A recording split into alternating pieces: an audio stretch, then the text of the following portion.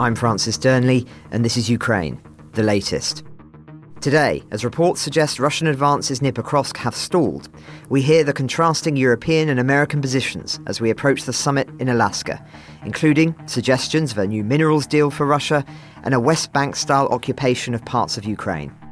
Then you'll hear Dom's dispatch from Odesa, where he joined an anti-aircraft unit shooting down Russian drones. Bravery takes you through the most unimaginable hardships to finally reward you with victory. Russia does not want peace. Erstens, wir verteidigen mit unserer Hilfe für die Ukraine auch unsere Freiheit und unsere europäischen Werte. If I'm president, I will have that war settled in one day, 24 hours. We are with you, not just today or tomorrow, but for 100 years. Nous ne pouvons pas, comme Européens, laisser gagner la Russie en Ukraine. Nobody's going to break us. We're strong. We're Ukrainians. It's Thursday, the 14th of August, 3 years and 173 days since the full-scale invasion began. And today, dialing in from Alaska, I'm joined by our Associate Editor of Defence, Dominic Nicholls, and our Acting Deputy US Editor, Connor Stringer. Plus, in Berlin, our Berlin correspondent, James Rothwell, joins us too. Together, we take you through the major military and political updates of the last 24 hours. Let's turn to the front line very briefly first, and those reports of a breakthrough 10 kilometres toward the Dobropilya-Kramatorsk highway. I'll be upfront with you. Information is scarce, but there are reports from Ukrainian units operating there that they have killed several hundred Russian soldiers, with some footage circulating on Telegram channels this morning, which suggests that that attack might, and I emphasise that word, be petering out for some of the reasons that I highlighted yesterday, namely that the Russians do not have the reinforcements to capitalise on those advances that were made by small groups of soldiers. And so it would seem they are being mopped up. Again, I just want to emphasise, we don't know that definitively, but the fact that they were not seeing on any maps any further significant progress in the past, let's say 12 or 13 hours or so, seems to suggest for many that the worst case scenario for now has been avoided. Although the question, of course, remains whether the damage has been done, and it's changed the perception of the frontline picture prior to the Alaska summit. I think it's also important to add in that context, given some of the rather more hysterical reporting one might have seen elsewhere, which seems to portray a Ukrainian collapse across the entire front, that Ukrainian forces actually advanced on the northern Kharkiv axis within central Vovchansk. In the air war too, it's been Ukraine which has been on the attack most significantly in the past 24 hours. Fallen debris from Ukrainian drones caused a fire at an oil refinery in Volgograd, the region's governor said this morning. Firefighters quickly began extinguishing the fire, he said. There were no casualties. Now, that refinery processes over 15 million metric tonnes of oil per year, which amounts to about 5.6% of Russia's refining capacity. It produces diesel, gasoline, aviation fuel, all critical for Russian military logistics. Overall, Russia's defence ministry said that its air defence systems intercepted 44 Ukrainian drones overnight, including 9 over Volgograd. I should also emphasise as well that some of the recent attacks have caused some political ramifications as well. Hungarian foreign minister has condemned the Ukrainian drone strike on that key distribution station of the Druzhba oil pipeline in Bryansk, which we reported earlier in the week. They emphasised Hungary's role as an electricity supplier to Ukraine. He said, Hungary is Ukraine's number one supplier. Without us, the country's energy security would be highly unstable. Given this, the Ukrainian attack on that pipeline, which supplies Hungary with oil and is vital to our energy security, is outrageous. So those are the most significant military updates that we have definitively in at the moment. I think it is important, though, that we really focus on the diplomatic realm today. So I'm going to go straight now to our Berlin correspondent, James Rothwell, to pick up where we left you yesterday, just before that key call between European leaders and President Trump. James, welcome back as ever. What happened? Hello, Francis. Great to be back. This was a very important call between, as you say, European leaders, President Zelensky, and indeed President Trump. And it took place in Berlin. It was led by Friedrich Merz, who, as you know, is trying to position himself on the world stage as a more active player in European security.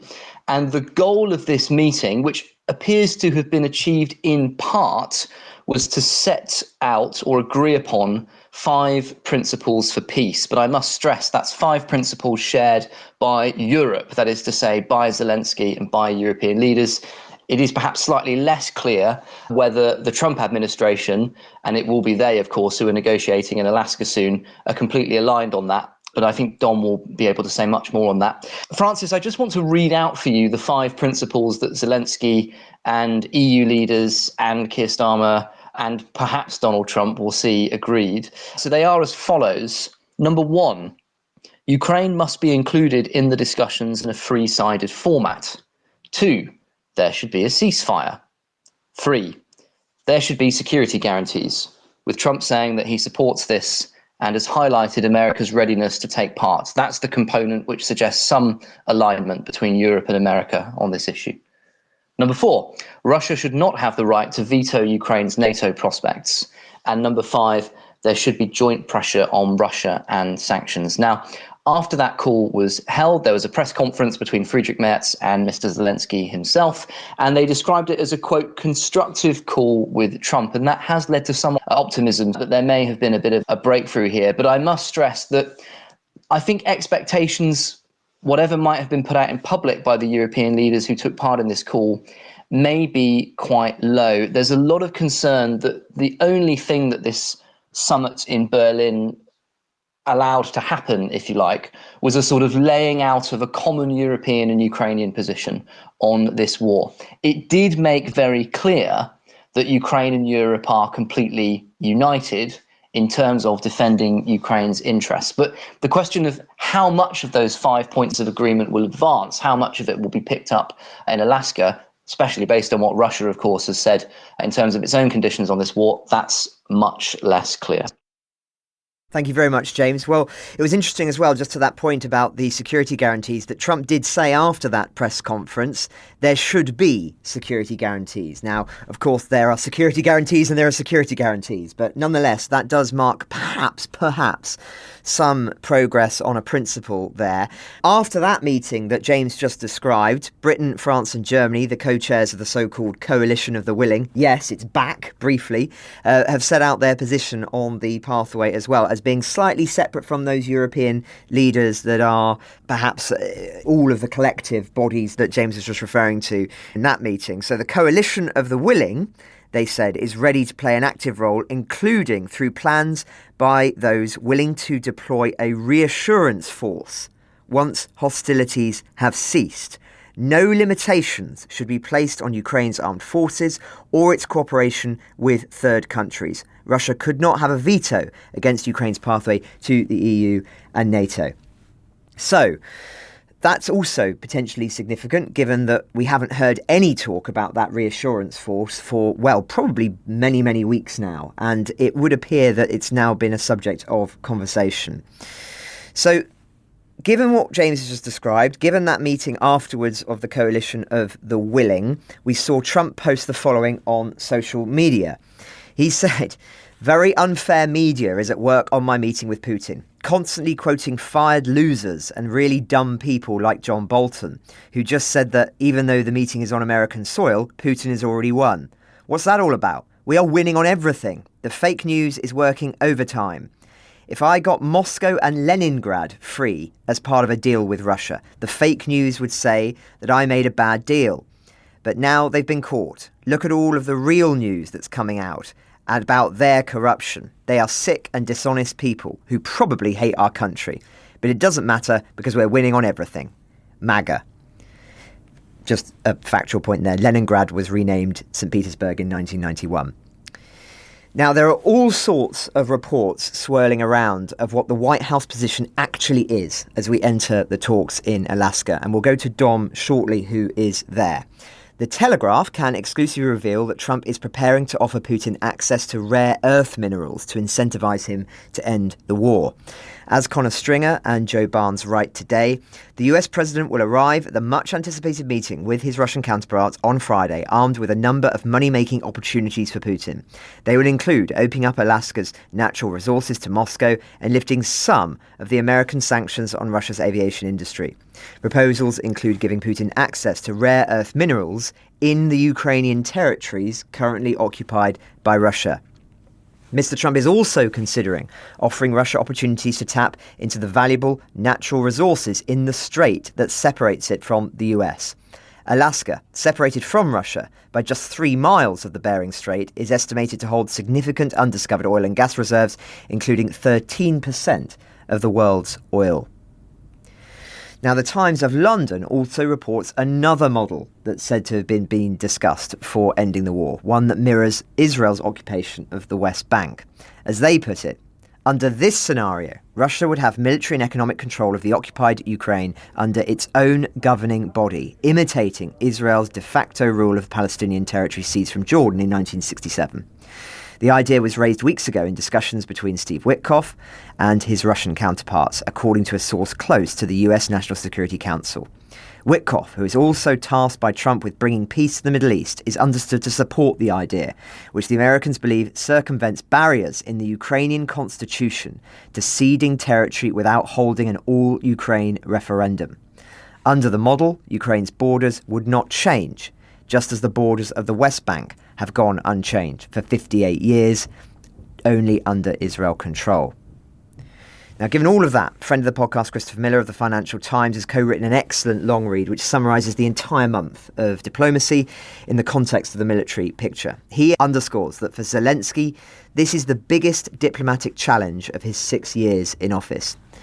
He will be stuck outside of the Alaskan room where decisions on Ukraine's fate could be made by the man who invaded his country and the man once impeached over his dealings with it.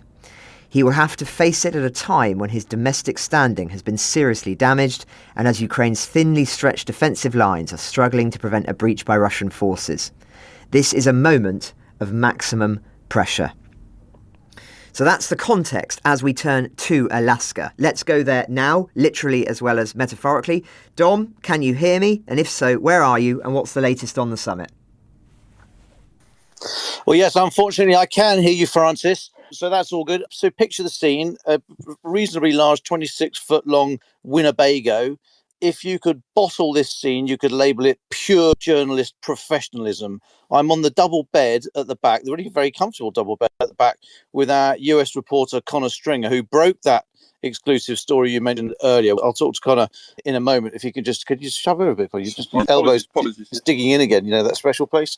So not what's happened here so far. There's not been a huge amount of sort of Secret Service arrive now I don't know how busy the airspace around here normally is, but there were a lot of, I think, F-15s flying around yesterday. There were also some UH-60 Black Hawks, Black helicopters buzzing around. So there's quite a bit of air activity from the airbase. I don't know if that's small or connected, but there's been no other restrictions yet, no activity. It's 17 minutes past 4 in the morning here. We're reasonably bright thanks to jet lag, but it's going to kick in shortly, I'm sure. We've got to be up again in 3 hours to go get our press credentials all sorted out, but then it all starts in earnest tomorrow morning.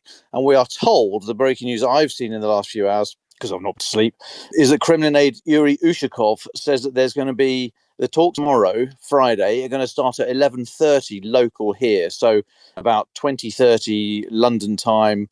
And he then says after the talks, which will only be between Putin, Trump and their interpreters, so no other kind of state representative in the room. Of course, this is only coming from the Kremlin, but we're told those talks will start at 11:30 local here in Alaska, and then they will be followed, the delegations will continue talking, they will be followed by a working breakfast. Now, that got us confused if that was just, A, is he made it up?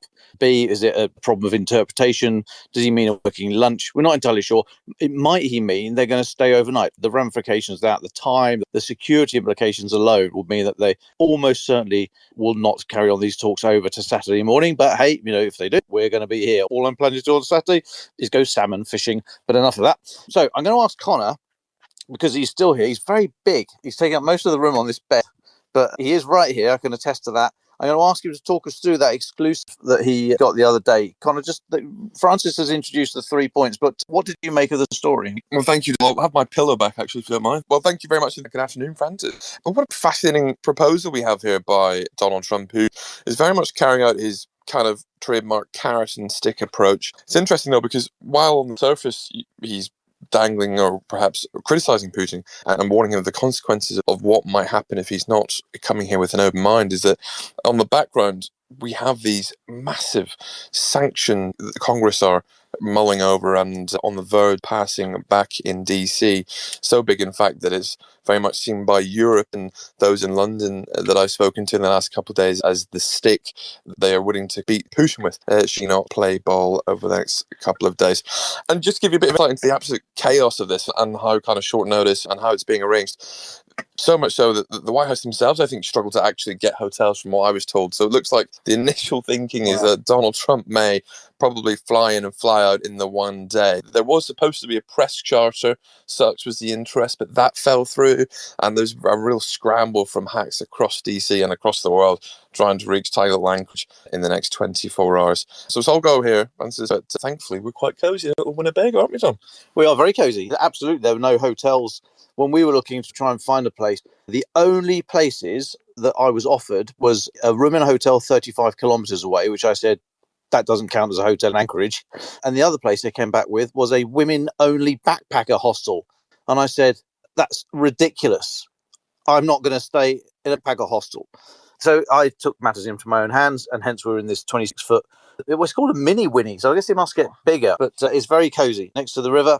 I'm going to send Connor out hunting for our breakfast shortly, and we'll be up in about, 2 hours and 38 minutes to go and get our press credentials. So I better hand back to you, Francis, and try and get my fat napper down. Well, thanks very much, Dom. I'm just seeing some breaking news coming through. We've now got the announcement of the delegation who are attending the summit that you've just been describing. So it's pretty heavyweight in terms of what the Russians are saying. Now, one of the issues, of course, that we've seen time and time again is when we've been having these summits in Istanbul is that the people concerned, the people that have been sent by Moscow, are not often described as serious people. But this is not the case for this one. It seems that they're really pulling out all of the stops further to Vladimir Putin himself. So we've got Kremlin Foreign Policy Advisor Yuri Ushakov, Foreign Minister Sergei Lavrov, Defense Minister Andrei Bulasov, Finance Minister Anton Sulanov, Kremlin Business Envoy Kirill Dmitriev.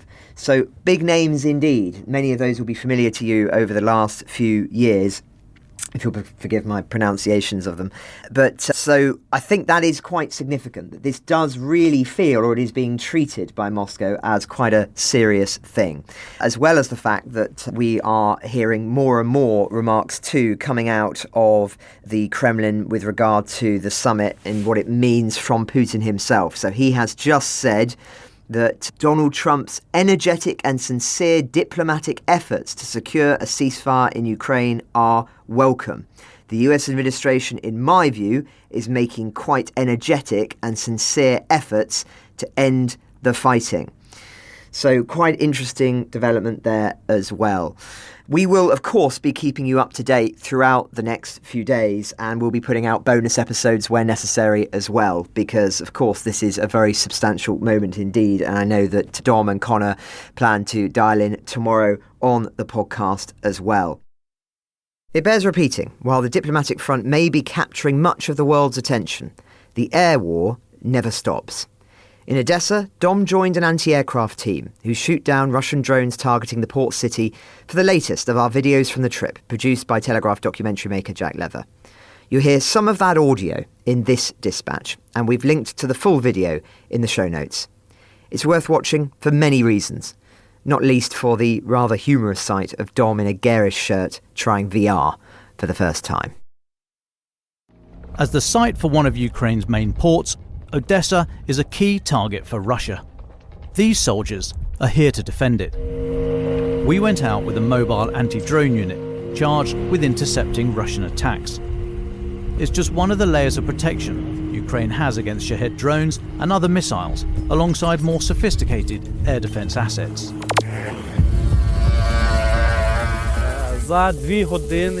We have 2 hours after launch to get into position. Their work is dictated by what the team can see on a radar feed displayed on an iPad. We have 4 men on shift and we're on a schedule for the day.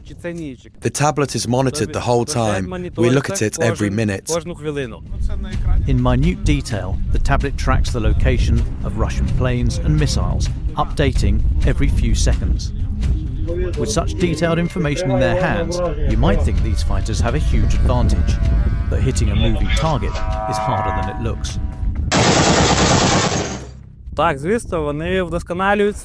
They create huge swarms and it's really difficult to deal with such swarm tactics. They usually fly high.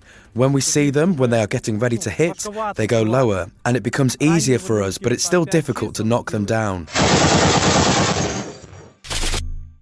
This is a US-made Browning, known as a 50 cal heavy machine gun, i.e. it fires rounds 0.5 or half an inch in diameter. It has a cocking handle on the right-hand side, and these troops have added a thermal camera under the barrel. It feeds back to the screen on top, which warns, "Don't touch me," presumably so they don't mess up the settings. To fire the gun, soldiers hold onto the 2 grab handles at the back and push down the levers in the middle with their thumbs. The design is crude but effective, a soldier's answer, and it's been providing that answer for about 40 years.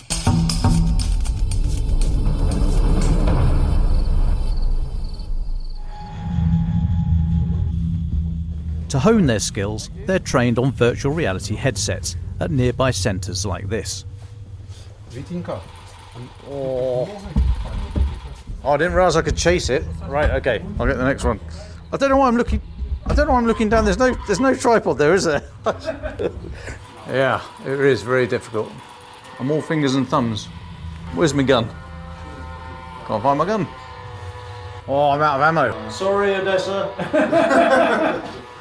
Rather delightfully, the designers say that, despite the whizzy digital gizmos, this is not an area where tech-savvy youngsters have it all their own way. Once they've grasped the rudimentary tech, even more mature fighters, with their years of experience of firing guns, are able to achieve impressive results. You actually hit it twice now? Even your correspondent managed a few hits. Got it. There we go. Okay, I'll take that, thank you. Tonight you are working instead of the guys on the machine gun. The training is realistic, as it has to be. Cities, towns, and the lives of civilians, as well as these men out here every night watching the skies, depend on it. What EPPO? So this is the EPPO? This is our application. И наша система эти данные все вместе обрабатывает там, So this software allows the user to pick the aerial target QRC sees and to send this information about if it's a missile or the drone to the servers, or a plane or and so on. Then the system is calculating this data. This target appears on the map, and why it's needed, because all the radars, even the most modern ones, they are very bad with the low flying targets. Крылатые ракеты были сделаны в 80-х именно специально. So the cruise missiles, when they were developed in the 80s, they were particular aim was goal to fly on the lower altitude and to fly over the streams of the rivers and to hide in this low ground. If we are talking about our particular landscape, the mission is to hide in the area of the limans of these lakes. Yeah. So is this soldiers would have this app or civilians? Это цивильное приложение, а результаты его работы видят военные. It's the civilian application, but the result of its performance is visible to the militaries. So the militaries could see the aerial target. If the civilians misidentify what they're looking at, wouldn't that confuse the system? Нет, не наломает. Во-первых, во-вторых, у нас все пользователи. So no, it won't break the system, and also every user is authorized through the DIA application, which is recognized all around the world right now. Ну, то есть мои документы в этом приложении. His documents. to authorize and use it. And is there any training for the people who download it? Or would I be able to download that tonight? Это очень простое приложение, и мы его разработали. So it's a very simple application. It was developed to recognize the cruise missiles, and it was supposed to have only one button of the cruise missiles, but then they added the other buttons, the other features. На данный момент у нас 730. So now they have like 730,000 plus users, and they are on the way of the million users, and this is their goal. They receive this information, but still it's supposed to be like a supporting auxiliary system. It's not replacing the radars itself. It provides the additional information. For example, if the target has covered itself over the mountain, hill, or for example in the bank of some river and so on. On the 8th day of this application launch, the cruise missile was intercepted. Nobody was like sitting and waiting to let it appear on the radars. It was just intercepted by the notifications from the civilians. After the second intercepted cruise missile and 10 Shahid drones, they are not allowed to share any other information how the application helped. Television device. И вот благодаря мы таких. It's the other innovation they have. It's this searchlight combined with the thermal imager that they have provided about 300 of them plus to the units. So this is a thermal imaging camera? Да, yes. And then it slaves onto, and that's just a huge квадратик, то есть луч. You see the square, the beam is sent just to the center of the thermal image. This is white light? Да. Not infrared? Сейчас я покажу. Just a regular light. Okay, so the person operating this is lit up. A little bit modernized. What is this eyepiece for then? If you look at the screen, why do you need the eyepiece?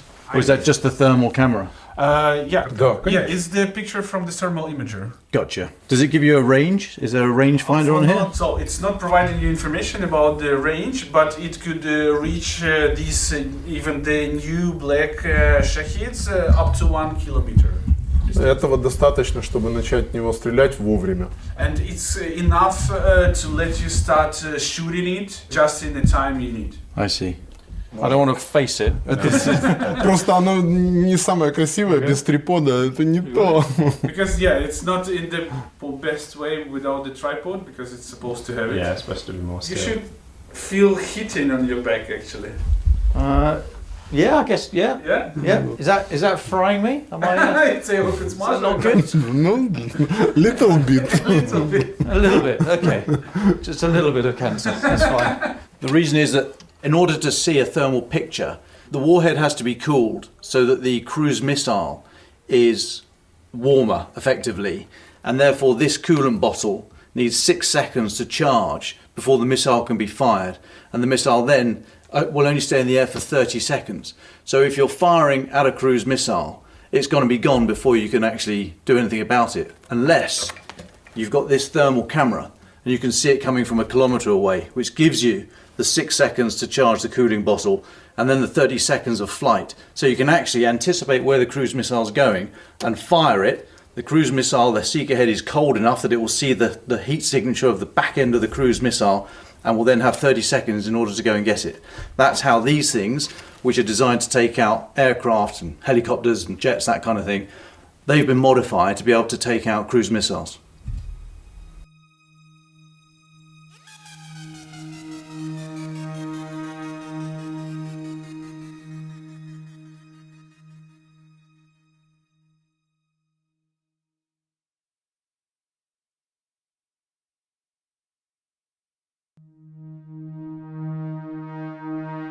So let's go to our final thoughts now. James, you've been sitting listening to this. I wonder if you've got any further reflections on the summits or indeed the momentous weekends that we can expect beyond that.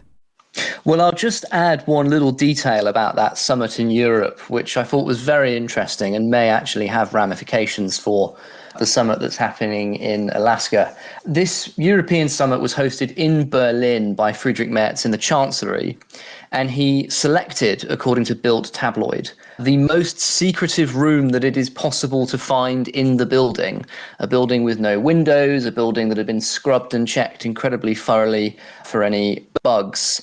And there seems to have been a really strong concern on the part of the Germans that Russia might have been trying to listen into that meeting in order to glean what was being said. The Germans are very vigilant about this. They had a very sensitive phone call about the Taurus missile among their Air Force officers, intercepted and then leaked by Russia some time ago. And it seems to me that that suggests the meeting in Berlin took place under a bit of a cloud of suspicion towards whether the Russians were going to be approaching this as honest brokers. And I guess we will find out very soon whether or not that is going to be the case, Francis.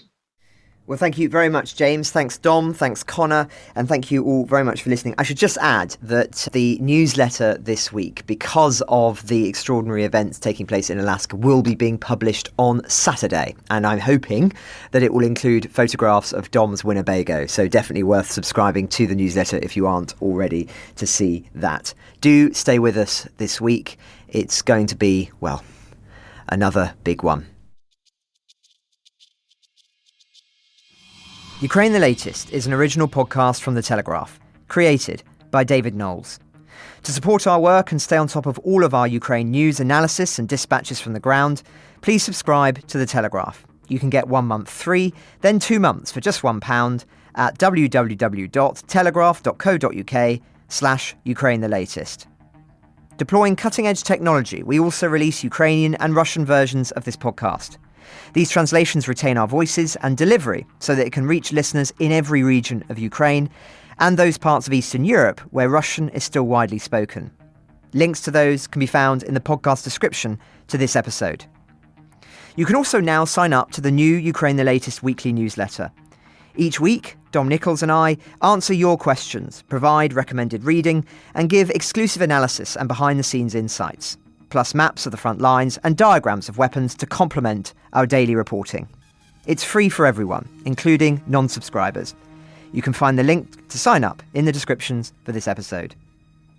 We regularly have a Ukraine Live blog on our website, where you can follow updates as they come in throughout the day, including insights from regular contributors to this podcast. We also do the same for other breaking international stories.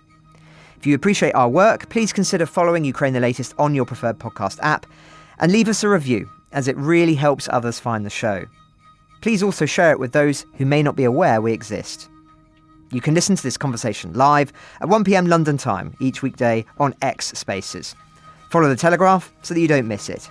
You can also get in touch directly to ask questions or give comments by emailing ukrainepod@telegraph.co.uk. We continue to read every message. You can also contact us directly on X. You'll find our handles in the description for this episode. As ever, we're especially interested to hear where you're listening from around the world. Ukraine the Latest was today produced by Rachel Porter. Executive producers are Francis Dearnley, Louisa Wells, and David Nicholls. My name is David Nicholls. Thank you all for listening. Goodbye.